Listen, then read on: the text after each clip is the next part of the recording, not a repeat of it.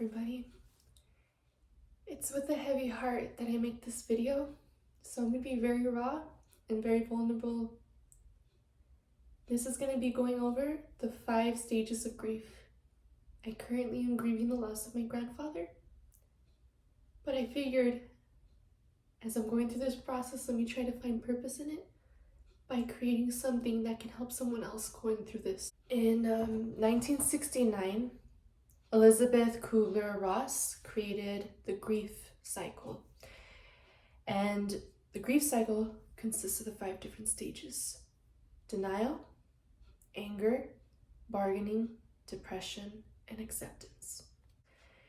Denial can be viewed many different ways. Denial can be avoidance, confusion, elation, shock, and fear.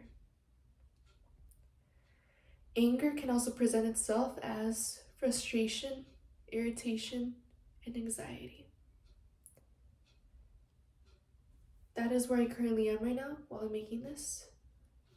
Bargaining is struggling to find meaning, reaching out to others, and telling one's story. Depression is the feeling of being overwhelmed, helplessness, hostility, and flight can also be there. And acceptance can also be seen as exploring options. It can also be seen as moving on, and it can be a new plan in place of how to go forward. It's also important to note that these stages are not linear, and some people may not experience all of them or may go back to one. It's a whole process. It doesn't have a time frame, just so long as a person experiencing it lets themselves fully experience it. So let's go in deeper into each stage. So denial. Denial can initially help you survive the loss. It can be too overwhelming to the point that you will deny the news and even go numb. You'll find yourself catatonic. You'll find yourself on autopilot. You may look like you're functioning, but you're not. You're shutting down in a sense and trying to figure out a way to prepare yourself for what's ahead. You're in this state of shock, complete and undeniable shock. The death of a loved one, when you're receiving that news, you cling onto the false hope that that's not actual reality. It didn't really happen. Or there's a preferable reality outside of what just was presented to you as a fact. Denial and shock help you cope and survive the grief event. It helps aid you in pacing your feelings because innately you already know that you're going to fall apart.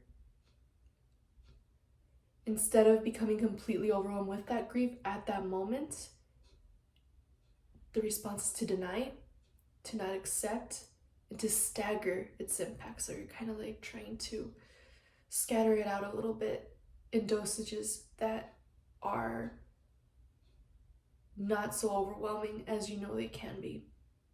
It's a body's natural defense mechanism saying, hey, there's only so much I can handle at once. Once that starts to fade, the healing process begins, and those feelings you were once suppressing are coming to the surface. Anger is when you actually live in the actual reality again. And it's normal in this stage to put a lot of blame in the forces, in the illness, in everything around, in yourself especially. It's normal to blame yourself in this stage. It's incomprehensible how something like this can happen.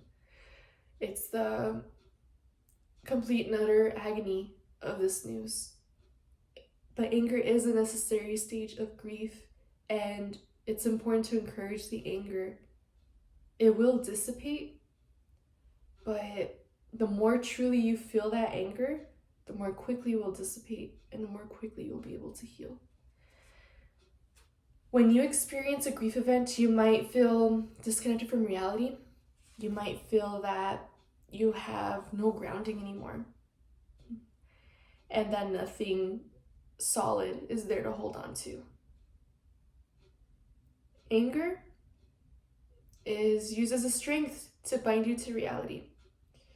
It's a place where you are going to be feeling deserted or abandoned during that grief event. You're going to feel alone in the world. You're going to feel alone in your pain. But the direction of anger might bridge you back to reality and connect you to people again, and connect you back into your life, and connect you back into circumstances, and connect you back to feeling like you're back in your body after the first stage of denial and shock. Bargaining would be the next stage, and it's a way of you making some sort of deal with a higher force, whether you're religious, whether you're spiritual, or whatever it may be that you believe in that's outside of this physical realm. It's when you make those kinds of deals. It's a stage of false hope.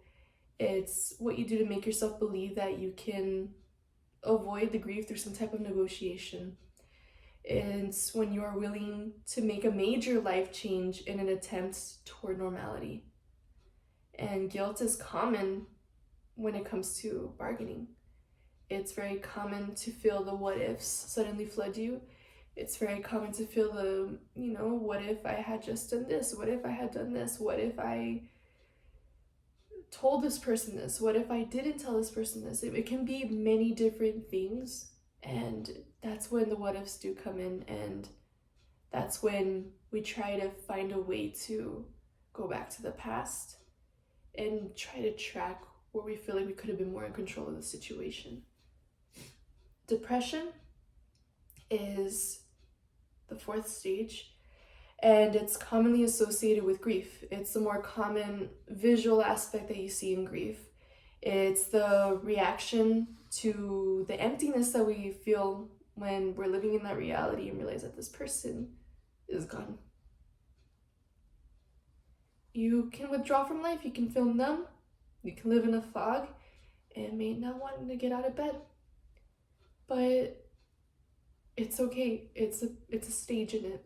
The world might feel like it's too much. It might be too overwhelming for you to face. You might not want to be around others, and you might not feel like talking, and you might even feel hopeless.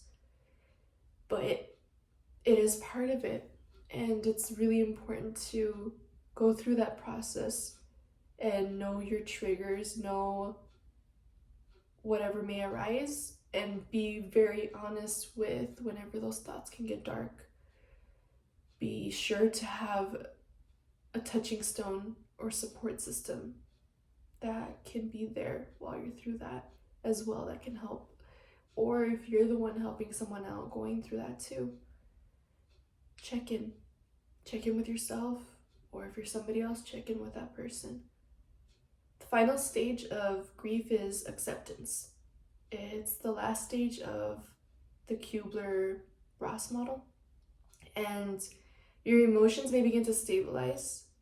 You kind of re-enter reality again, and you're accepting of the new reality that's in front of you. It's the time of adjustment. It's a time of readjustment. There are going to be good days. There's still going to be bad days. There might be some days where you're back at the other stages, but there will be good days again.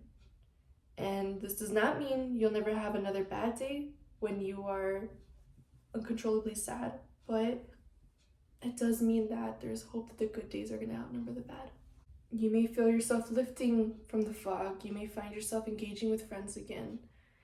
You may understand your loved one can never be replaced, but you move, you grow, and you evolve into this new reality. You put one foot in front of the other in whatever way, shape, or form that may be presented or may present itself. So those are the stages, and I want to also go into the symptoms that grief presents itself as. And being able to identify these can really help you set a place where you don't feel alone in it. So that's why I'm going to go through the symptoms of grief and put it together. So this is what I put together. So you're going to have physical, social, mental, and emotional, and even spiritual symptoms that go along with grief. This is how it was best summarized. So crying, headaches, difficulty sleeping, questioning the purpose of life, questioning your spiritual beliefs, feelings of detachment, isolation from friends and family, abnormal behavior, worry, anxiety, frustration, guilt, fatigue, anger, loss of appetite, aches and pains, and stress. It's important to assess yourself and check in with what symptoms you are experiencing, and to know that it is a process. And as I'm telling you all that, whoever's watching, I'm also telling myself that. So just know that if you're going through this, you're not alone. And it's really important to be very authentic and really allow yourself to process it as it arises. So the treatment of grief, there can be different treatment approaches too. There is a psychiatrist approach where one could ask for medication to help deal with anxiety or depression. Those are typically not advised by psychologists or counselors, given the fact that it can hinder the healing process because it will mask the emotions and those will just resurface later. But in very dire circumstances, it can be necessary. The more effective route would be counseling. Seeking out counseling, seeking out whether that could be support groups, whether that could be an actual counselor, a therapist, a crisis line, or any sort of support system that you feel safe talking to and that reciprocates that listens to you, especially if you're around loved ones. It can be a little difficult though, because you also find yourself having to be there and you're not quite sure how to be there for yourself too. But if you have a solid support group, there can be ways for each person going through it to show up for one another whenever they feel adequate or strong enough to listen. If it reaches a really bad extent, it's important to seek further treatment from a health professional. If the physical symptoms manifest themselves as a health issue, if, for example, it escalates to a point of suicidal thoughts, it's very, very important to call a crisis line. And I will provide that number. It's going to be 800-273-8255. Just be honest with yourself. It's so heavy to process grief. It can be really heavy, and there are going to be times where you feel that heaviness. There are going to be times where you feel normal. There are going to be times where you find yourself laughing for some reason at something on TV, something someone says. There are going to be times where you feel hopeful. There are going to be times where you're going to enjoy the parts of your life that you really love. There are going to be times where you really, really find yourself getting so joyful of the people that are so loving towards you. And